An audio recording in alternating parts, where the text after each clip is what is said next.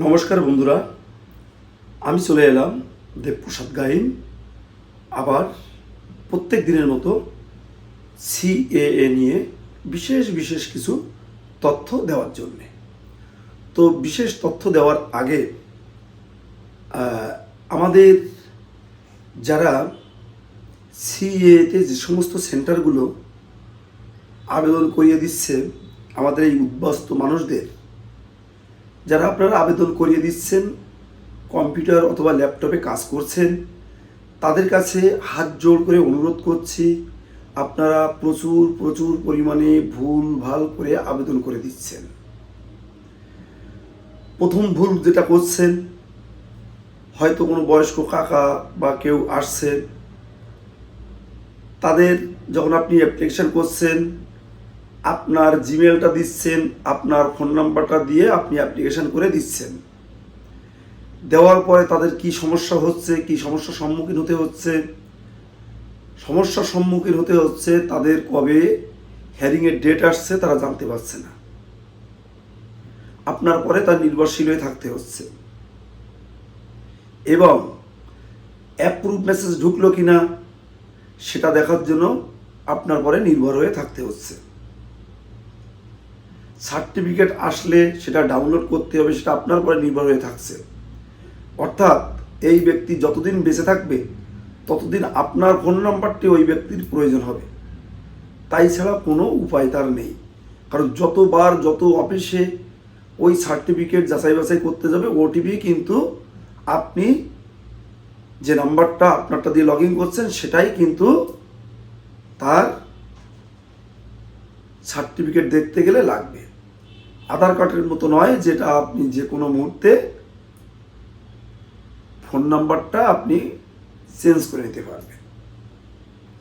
এই একটা করছেন, আপনারা যারা আবেদন করে দিচ্ছেন এই ভুলগুলো করছেন। আবার কি করছেন, যে সমস্ত মানুষগুলো সিএতে আবেদন করতে আসছে তাদেরকে আপনারা বলে দিচ্ছেন না যে আপনাদের হিয়ারিংয়ের সময় ফোন করে ডাকবে না, অন্তত 1 সপ্তাহ 10 দিন 15 দিন আগে আপনাদের জিমেলে আসবে আপনার কবে হিয়ারিংয়ের ডেট, এবং এসএমএসে নাও আসতে পারে। তাহলে এগুলো আপনারা খেয়াল করবেন যারা আপনারা আবেদন করিয়ে দিচ্ছেন যে সমস্ত কম্পিউটার সেন্টারগুলো। তা না হলে আপনারা নিজেরাই জানেন না কোন ফরম্যাটে কোনভাবে কোথায় কি দিয়ে আবেদন করতে হয়। আপনারা XYZ ভুলভাল কিছু একটা দিয়ে আবেদন করে দিচ্ছেন, দিয়ে কিছু টাকা পয়সা নিয়ে আপনাদের দায়িত্ব শেষ করছেন। পরে এই সমস্ত লোকগুলো ফোন করলে আপনারা ফোন তুলছেন না, এটা কিন্তু ঠিক না। আমরা কিন্তু বারবার আপনাদের বলছি, আপনারা না জেনে বুঝে আপনারা কোনো লোককে আবেদন করে দিতে যাবেন না। প্রত্যেকটা মানুষের কিন্তু ধৈর্যের সীমা আছে, এই কাজগুলো করবেন না।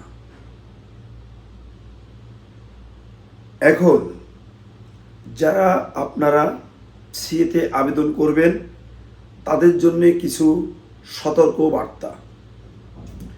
যারা আপনারা সিএতে আবেদন করছেন তাদেরকে বলবো, আপনারা প্রথমে খেয়াল করবেন যে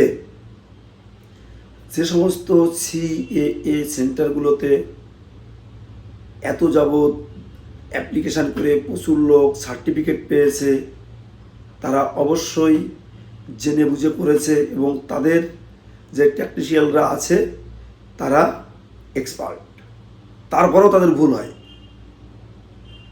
তাই বলবো, আপনারা যদি আপনাদের একটু কষ্ট হয়, একটু যদি দূরে এখানে ওখানে একটু যেতে হয়, তা গিয়েও আপনারা কিন্তু জানা বোঝা মানুষের কাছ থেকে সিএতে আবেদন করবেন।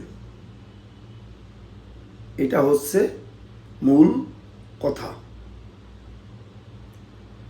এখন দেখুন,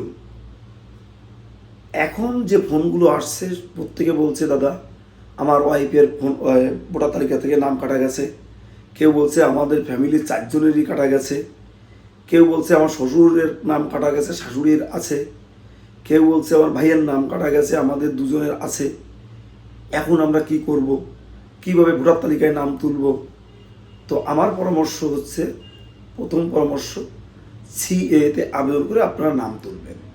আর দ্বিতীয় বক্তব্য, আপনারা যাদের উপরে নির্ভর করেছিলেন, যে সমস্ত মানুষগুলো আপনাদের সিএ করতে বাধা দিয়েছিল, কিছু হবে না, করতে হবে না, আপনারা অন্তত তাদের বাড়িতে গিয়ে তাদেরকে একটু গুড় বাতাসা খাইয়ে আসুন, যে তোদের কথা শুনে আমরা কিন্তু সিএতে আবেদন করিনি, এতদিন আবেদন করলে সার্টিফিকেটটা হতো, অন্তত আমাদের একটা হিল দিতে হতো। তাই যারা আপনাদের সিএতে আবেদন করতে দেয়নি তাদেরকে আপনারা ঘেরাও করে একটু গুড় বাতাসা খেতে দিন। দরকার হয় অনুব্রতর যে ঢোল ডাঙ্কা আছে চলম চলম, সে সমস্ত বাদ্যিগুলো আপনারা একটু বাজান। তার কারণ আপনাদের যারা মিসগাইড করেছে, যাদের মিসগাইডের কারণে আপনাদের ভোটার তালিকা থেকে নাম বাদ গেছে, তাদেরকে কেন আপনারা একটু প্রসাদ খেতে দিবেন না, মিষ্টি খেতে দেবেন না, গুড় বাতাসা দেবেন না, এগুলো দিন। কারণ খেয়াল করবেন, শুধু আপনার বাড়ির পাশে এইরকম নয়, আমরা খেয়াল করছি যে এক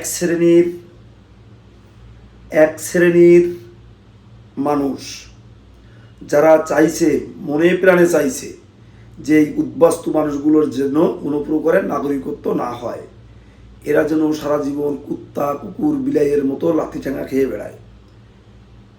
অনেকগুলো ডিএলসিতে কিছু কিছু অফিসার আছে, তারাও কিন্তু এই ধরনের বদমাশি বাদরামি করছে।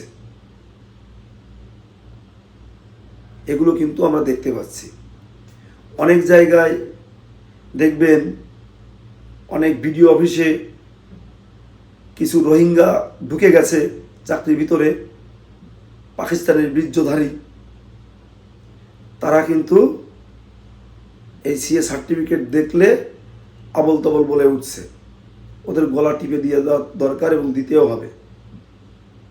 আপনারা, সে যত বড় মাপের অফিসার হোক, যারা এগুলো করছে, আপনাদের সিএ সার্টিফিকেট নিয়ে গেলে আবল তবল কথা বলছে, তাদেরকে চিহ্নিত করুন এবং তাদের সঠিক ডেটা আপনারা আমাদের কাছে দেওয়ার ব্যবস্থা করুন। আমরা যেখানে তাদের ডেটা দিলে সুবিধা হয়, আমরা সে পর্যন্ত দেওয়ার ব্যবস্থা করব, এই কথা আমরা দিচ্ছি।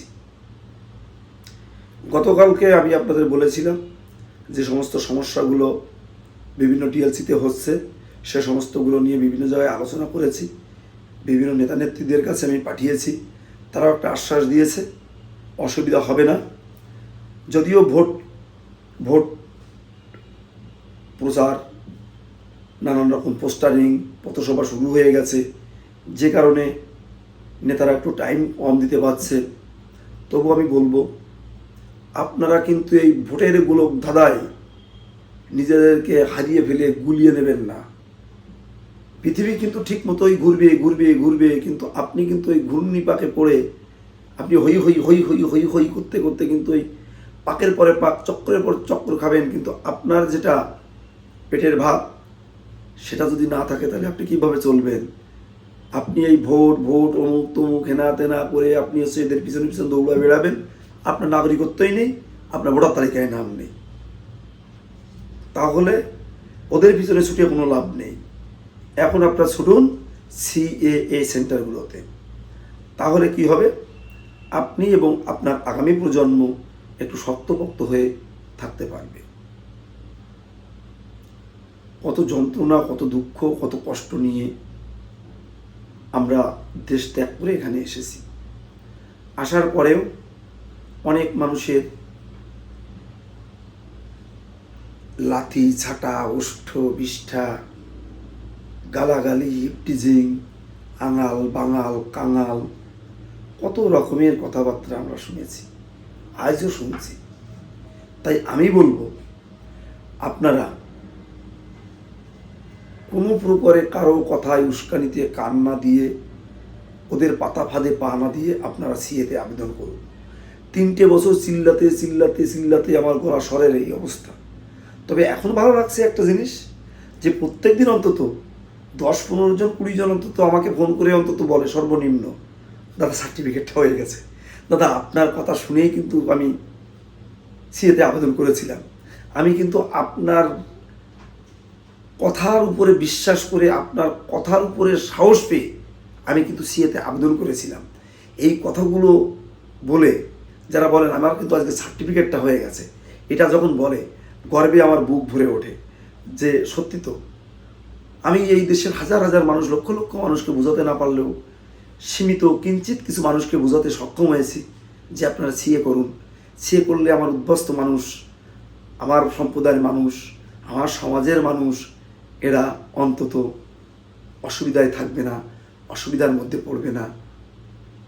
আসছে আগামী দিনে আরও ভয়ঙ্কর আমাদের উদ্বাস্তুদের জন্য। কি সেই ভয়ঙ্কর? এনপিআর, তারপর কি আসছে? এনআরসি। প্রত্যেকটা দেশের একটি তাদের নির্দিষ্ট আইন থাকে, তাদের দেশ পরিচালনার নির্দিষ্ট একটা ধারা থাকে, তারা কিন্তু সেভাবে তাদের আইন মতো চলবে, তাদের ধারা মাফিক তারা চলবে। আপনি আমরা ভিনদেশি এখানে এসে আশ্রয় নিয়েছিলাম। আশ্রয় নেওয়ার কারণে আমরা বিভিন্ন সময় বিভিন্ন অসুবিধার মধ্যে পড়ি, যে কারণে এই ভারতের মহান সরকার, মহা অনুভবতার সরকার আমাদের দুঃখ দুর্দশা ব্যথা বেদনা বুঝে ভারতের যে সরকার, তার প্রধানমন্ত্রী নরেন্দ্র মোদীজি এবং তার স্বরাষ্ট্রমন্ত্রী অমিত শাহজি এবং আমাদের কুলগুরু সুব্রত ঠাকুর মহাশয় এবং আমার শ্রদ্ধেয় কবিগুরু অর্থাৎ গুরু কবি আমার অসীম সরকার, তারা অক্লান্ত পরিশ্রম করে সিএ অ্যাক্ট সারা দেশে যখন লাগু করলো, তখন আমরা অন্তত বাঙাল কাঙাল আনাংলা বাংলা এই গালি থেকে মুক্তি পাওয়ার একটি পথ আমাদের বেরিয়ে গেল।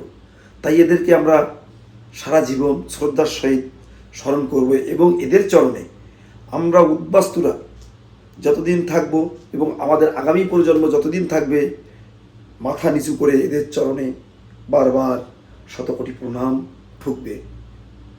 এটা আমি জানি এবং এটাই আমাদের হওয়া উচিত এবং কর্তব্য। দেখুন, আমি শুধু যে উত্তর 24 পরগনার জন্য কথা বলি তা নয়। এই উত্তর 24 পরগনা, হুগলি, হাওড়া, নদিয়া, দক্ষিণ 24 পরগনা, কলকাতা, বীরভূম, বালুরঘাট, আপনার বিভিন্ন জেলা যারা আমাকে ফোন করে তাদেরকে আমি সিএ সম্পর্কে নির্দিষ্টভাবে সুষ্ঠু সুন্দর গাইডলাইন দিয়ে থাকি এবং তাদের যদি অসুবিধা হয় সেখানে করতে না পারে তাহলে আমি কিন্তু তাদের সিএতে আবেদন করে দিই। এবং শুধু আমার পশ্চিমবঙ্গের জেলাগুলিতে নয়, পশ্চিমবঙ্গের বাইরে যে সমস্ত রাজ্যগুলোতে আমাদের উদ্বাস্তু মানুষগুলো আছে, কর্ণাটক, উড়িষ্যা, গুজরাট, মহারাষ্ট্র,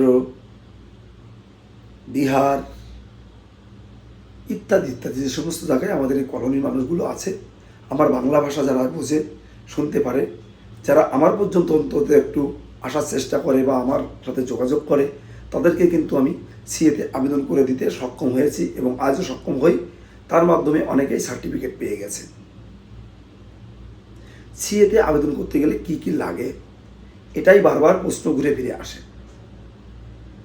আমার ফোন নম্বর 9804682324। তো যখন এই প্রশ্নগুলো ঘুরে ঘুরে আসে তখন আর একটা প্রশ্ন আসে যে আমরা 2014 সালে পরে এসেছি, আমাদের কি হবে, আমাদের কি করতে হবে।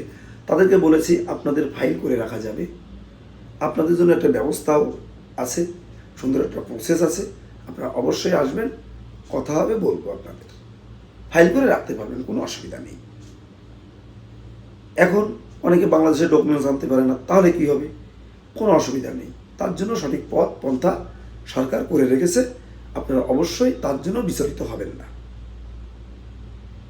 এখন তাহলে আমি বাংলাদেশের ডকুমেন্টস কী করে আনবো, অনেক আগে চলে এসেছি। তার জন্য সরকার বলেছে আপনারা এখন সোশ্যাল মিডিয়ার যুগ, আপনারা মেসেঞ্জারে আনুন, হোয়াটসঅ্যাপে আনুন, যেভাবে পারেন মেলে, জিমেলে নিয়ে আসুন, সেটাও কিন্তু গ্রান্টেড, অরিজিনাল থেকে ছবি তুলে আনবেন। এখন সিএতে আবেদন করতে কী কী লাগে? সিএতে আবেদন করতে লাগে, আপনি 2014 সালের 31শে ডিসেম্বরের ভিতরে ঢুকেছেন, তার একটি প্রমাণপত্র। কী সেই প্রমাণপত্র? যেমন Aadhaar card, voter card, ration card, PAN card, ব্যাংকের বই, জমি দলিল, পোস্ট অফিসের বই ইত্যাদি ইত্যাদি। আর কি লাগে? এখানকার কোনো একটি ধর্মীয় প্রতিষ্ঠান থেকে হিন্দু সার্টিফিকেট। আর কি লাগে? আর 3টি কোর্ট নটারি। আর যদি আপনার কোনো নাম বা পদবি বা আপনার ডেট অফ বার্থ ভুল থেকে থাকে, তাহলে আরেকটি ফার্স্ট ক্লাস করতে হয়। আর বাংলাদেশের কী লাগে? হয় আপনার বা আপনার বাবা, ঠাকুরদাদা, পরদাদা, আপনার মা, মায়ের মা, মায়ের বাবা, এদের বার্থ সার্টিফিকেট, স্কুল সার্টিফিকেট, ব্যাংকের বই, জমির দলিল, জমির পর্চা ইত্যাদি ইত্যাদি ডকুমেন্টস আপনারা আনলে সিএতে আবেদন করতে পারবেন। আপনারা সরাসরি আমার সঙ্গে যোগাযোগ করবেন। আমার ফোন নাম্বার 9804682324। তো বন্ধুরা, ভিডিও টেনে আর বড় না করি, যারা আমার এই ভিডিও নতুন দেখছো তোমরা একটু সাবস্ক্রাইব করে রেখো, আর যারা প্রত্যেক দিন দেখো তাদেরকে বলবো শেয়ার করে দেশ ও দেশের বাইরের লোককে দেখার সুযোগ করে দিও। কারণ আমাদের এই বক্তব্য দেশের বাইরে যারা প্রবাসী আমাদের ভারতীয়রা থাকেন, তারা অবশ্যই আমার প্রতিবেদন দেখেন, তারা ফোন করেন, তাদের কিভাবে আসার পরে আবেদন করতে হবে সে সম্পর্কে আমরা বলে থাকি, যে কারণে আপনারা একটু শেয়ার করবেন। তো সবাই ভালো থাকবেন, সুস্থ থাকবেন। আজকে শ্রেণীভেদে প্রত্যেকের জন্য আমার অন্তরের ভালোবাসা, শ্রদ্ধা এবং প্রণাম।